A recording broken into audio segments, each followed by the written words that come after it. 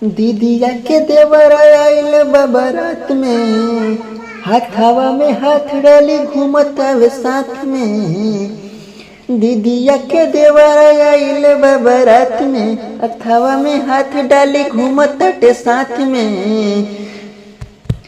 कह दिहा अपना पापा जी से तिलक न ले हब एको लाख हो, मांगिया हम ही भरब साली हो, खाली आवे दबई साख हो। मांगिया हम ही भरब साली हो, खाली आवे दबई साख हो। कोई दिहलू मनवा मोहित पेढ़ी के पियर फरहक हो,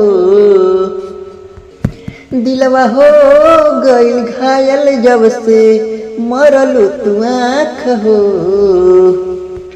जानता ने चुमा ले हल चाहतारा गाल में, हम नहीं फसब जीजा तोहरा ही जाल में। टेंशन जानी ला जिंदगी भर खातिन ले हब तोहरा के राख हो।